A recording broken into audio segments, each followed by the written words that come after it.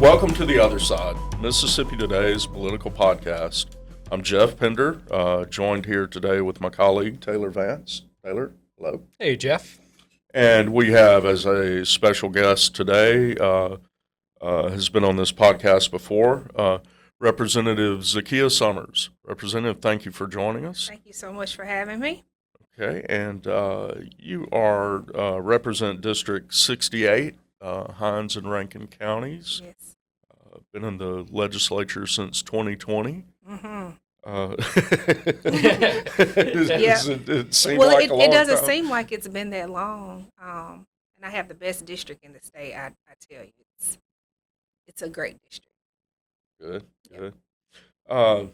You are a business owner, former elections commissioner, which one of our main topics today that might come in handy. That's right.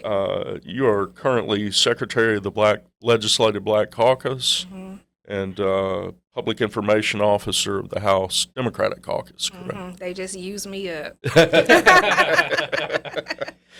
Well, thank you again for joining us, and wanted to really jump right in and talk about some legislation you have pending. I believe you have a version of it, and there's a mirror version in the Senate, but correct me if I'm wrong, the title is the Robert G. Clark Jr. Voting Rights Act. Mm-hmm. Tell us a little bit about this. This is an aim to get a state version of something we already, at least for now, have on a federal level.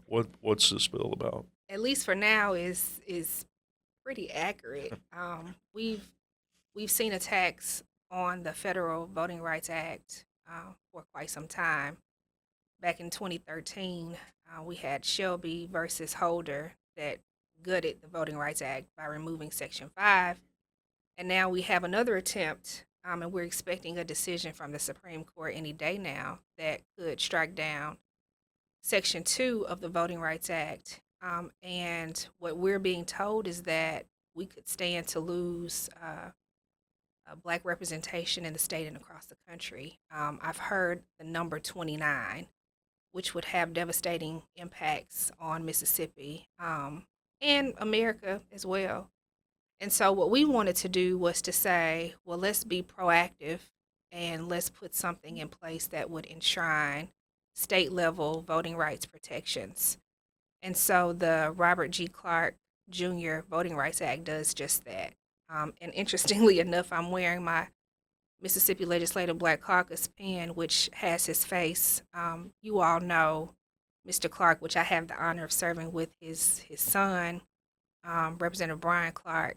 And when we announced this piece of legislation during a news conference, I literally got chills when Brian told the story about when his dad came into the legislature in 1967 following the passage of the Voting Rights Act, and he voted for himself for the first time. And it reminded me of a story that my mother told me about my own great-grandmother in Prentiss, Mississippi, which is in Jefferson Davis County, and how she had not had a right to vote until after the Voting Rights Act was passed. And once it was passed and she had the ability to vote, she never missed an election, even walking, 5 miles into town, 5 miles back. And my mom told me when I turned 18, Zakiya, if you don't register to vote, you can't live here. And so I've always taken the right to vote very seriously. But right now it's very fragile with this decision that could come down. So we want to say that Mississippi wants to be on the front end of ensuring that folks can have their voices heard and continue to make democracy work in the state. Yeah. Do you mind explaining a little bit about, maybe a little bit of the history about what the Voting Rights Act has been used to accomplish in Mississippi? Yeah. I feel like sometimes when we talk about the Voting Rights Act, we think that it was sort of this old thing that was used, that was passed in the 1960s, and now it's just this thing that is being discussed in Washington. But it has had a profound impact on Mississippi, and it wasn't that long ago that I mean, well, and still today there have been plaintiffs who have filed federal lawsuits under the Voting Rights Act. So, do you just mind explaining a little bit about what has actually been used, or what have people tried to accomplish with the Voting Rights Act in Mississippi? Sure. The Voting Rights Act has been critical to, as I said, making sure that democracy works in Mississippi. Just recently, we've had a couple of cases that have given us a positive result, and also not so positive result. A couple of years ago, some plaintiffs took the disenfranchisement clause of the Mississippi's 1890 Constitution all the way to court, and we thought we were making some progress there, but we ended up not getting the result that we needed. But here recently, we were able to flip the supermajority in the Mississippi Senate, which is a very good result because, my position is that we need a balanced legislature. We need to make sure that the decisions that we make represent all of Mississippi and just not a few. And so with the changes in the Mississippi Senate, I think we will begin to see some things happen where we can really stop some oppressive legislation, and we can help push forward some very good legislation. We're also waiting on a decision as it relates to Supreme Court districts, which will also make a difference here in the state of Mississippi. And so we do think of it as a 61-year-old landmark piece of legislation, but it is still relevant today, which is why it's so important that we put things in place to help protect it and to help strengthen it. And we think the Robert G. Clark Voting Rights Act will do that. The history of what the Voting Rights Act addressed at the time, the Jim Crow era, absurdities. Like you said, it's come into play many times since then on other issues. Explain to it right now. We've heard a lot about this Louisiana case, and I may mangle the name, but Louisiana versus Calais, or I think that's right. Yeah. I Calais. think so. That's what I've heard the lawyers say. But I mean, I've not heard from very many people who don't expect some sort of upheaval of the act. Is that your thought, or what you're hearing as well, that this Supreme Court is liable to upend the act? That's what I'm hearing. The Supreme Court is kind of tilts one way oftentimes. And so, we're hopeful and encouraged that they won't strike it down, but we don't know. What we certainly don't want to do is to return to a time where we had discriminatory practices that kept folks from being able to access the ballot. As you mentioned, Jim Crow laws like literacy tests, poll taxes. You can go to the Jackson Medgar Wiley Evers Airport right now, and when you enter into the terminal, you can actually see Medgar Evers' poll tax receipt. So this is not something that was 100 years ago. Right. Many people alive today lived during that time. And so we're very concerned about what's going to happen with the Supreme Court. We don't have the ability to sway it either way. But what we can do in the legislature during this session is to say that we want to at least use this as a vehicle, because we know it's going to be a heavy lift. I'm encouraged, but I also have to be realistic given the timeline and the amount of time that we've had to actually talk about the bill and lobby it. So we can use this as a vehicle to continue to educate folks about what's happening and what's at risk and what we can do about it to stay in the game. You mentioned already, this goes back several years, pre-clearance Section 5, that already got done on the federal level. Tell us a little about what the state bill would do. As I understand it, would create a commission that would kind of look at some of those Yeah. pre-clearance Mm-hmm. type issues. Mm-hmm. And just to kind of give a little background about pre-clearance, once that section of the Voting Rights Act was struck down, we began to see voter suppression laws come into play across the country. And even here in Mississippi, during that time, our lieutenant governor was the Secretary of State. Even though he had created this blue ribbon commission and come up with all kind of recommendations that the legislature should take up to ensure that we were making sure that voters had access to the ballot box, he still pushed forward a voter ID law, and that is a voter suppression law. We still have not been able to do anything as it relates to voter restoration, even though we're trying really, really hard. And so the pre-clearance piece of the Voting Rights Act was important because of the history, the historic context of states, particularly in the South, that had done things like make changes to election laws that disenfranchise Black voters. And so, with the absence of that, we've seen a lot of things take place. So, what the Robert G. Clark Voting Rights Act would do is to create what's called the Mississippi Voting Rights Commission, which would be comprised of nonprofit organizations that have a mission and have work within civic engagement that would determine whether or not a new change to the election law is unfair or would diminish a voter's rights or would create more voter dilution, et cetera. And I think that's very important because we're even seeing now some legislation that's going through the process that could continue to make it harder for people to vote. And I think it's also very cool, in my opinion, to have this particular commission that is not comprised of political appointees that may feel like they have some type of affinity to leadership and will just plug and play what they want to do, but actually taking a hard look at what is in the best interest of the voters. And I think that's something that we should always prioritize. What are your thoughts on what we're hearing out of Washington right now as far as the Trump administration and some voting maneuvers, the SAVE Act, is it called?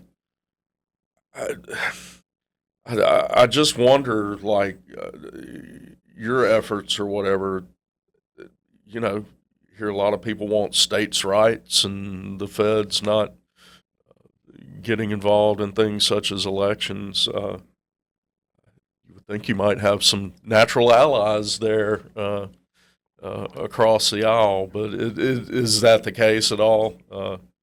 There is a push coming on from this Washington administration, correct? Well, politics makes strange bedfellows. I think we're always looking for allies across the aisle that are willing to stand on business and doing the right thing and being ahead of the game when it comes to what's happening in D.C. I think that this is really a repeat of the same playbook that we've seen. And I think that Mississippi has historically been at the forefront of this fight for voting rights.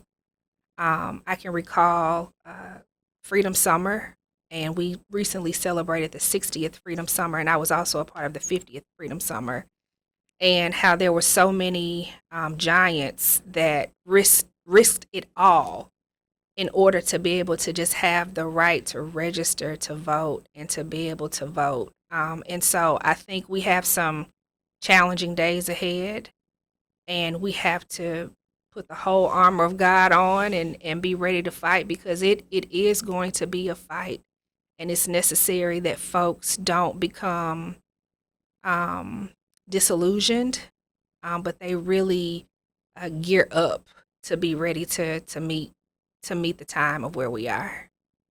As we speak, your legislation, again, I think there's a mirror in the Senate. Mm-hmm.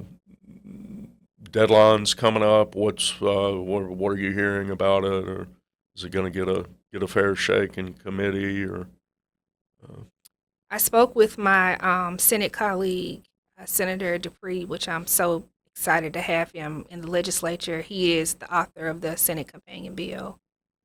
He has spoken to the chairman of the committee, and it doesn't look like it's gonna have any legs this session. And I imagine it probably won't have legs on my side, although the chair of the elections committee on my side, who is also my desk mate and a good friend, I've spoken with him about the bill several times, and he held my hand and said, "I'm praying about it," which is which is so kind of metaphoric, right? Because it's like, don't we do that every day?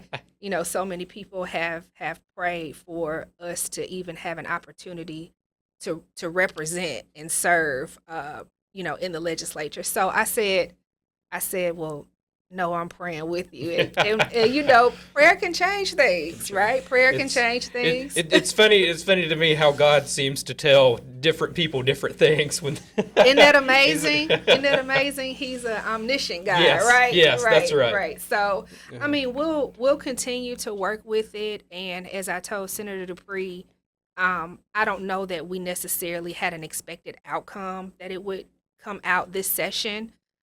We still don't know what's going to happen with the Supreme Court, but it is an opportunity for us to continue to talk about, to educate folks about it, to get voters engaged in it, because we even saw with House Bill 2 how not just advocates but moms, fathers, teachers, school administrators had a lot to say, and I can remember A. Philip Randolph saying to Dr. King when they were getting ready for the March on Washington, we got to build pressure on pressure on pressure. And so, we'll continue to do that and see what shakes out. I think it's, you can say it's fitting, you can say it's ironic that Senator Dupree is the author of the Senate Right. version, because I think redistricting and representation is a little bit of a core consideration of this legislation. And I think a lot of attention has been, focused on redistricting at the congressional level, which is certainly fair. But if there is no longer protections that allow black voters to elect a candidate of their choice, that would also extend, I would think, to the state level as well, and potentially into the erosion or the erasure of a lot of majority black districts as well. Can you talk a little bit about that, maybe, and maybe some concerns that you have, and how the legislation could protect this a little bit, or protect that? Absolutely.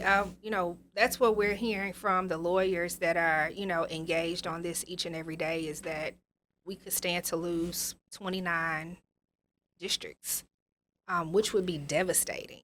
And, one of the things that I want to highlight, and what I talked about during the news conference, is that this bill is not just for black voters. This is not about one race. This is not about one party. This is not about one area of the state. We know in large part all of the Delta is within Congressional District 2. This is about protecting all Mississippi voters, and this is about making sure that democracy works. We certainly don't want to see a reduction in districts being represented by black men and women. But we also see a need for, the legislature to become even more diverse. We don't have many women in the legislature, and we have even very few black women in the legislature.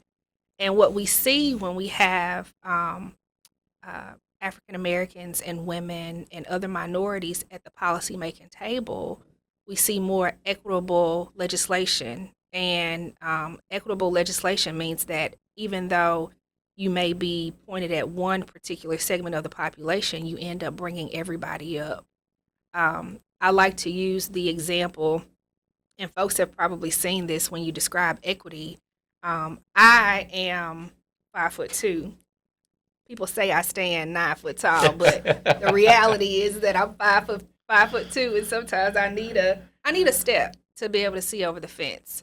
Well, if you give all three of us the same step, I still may not be able to see over the fence. I think Jeff may be. Well, I mean, that's good. same step too. But if you give each person what they need, then everybody can see over the fence, and that's why we say equity is so important. I know it's one of those buzzwords that folks don't like to talk about. I think it may have been banned or in Mississippi, hear right? about. And we have to get creative in how we go about accomplishing that. But that's why it's important that we get a good decision from the Supreme Court, and also in the meantime do what we need to do on the state level to protect our voting rights. Right, because it seems like more and more we're living in an age where voters don't necessarily get to pick their representatives, but when the representatives get to pick their voters, sometimes. And we've referenced this, but the past special election cycle, I think, saw proof that that it can work and that it has an impact with the election of Senator Dupree, Senator Gillespie Isom in DeSoto County, and I believe Representative Crosby from Chickasaw County. That's right. And that again, it works and it has an impact. It works, and it worked because we had legal scholars being willing to sue us to make it work.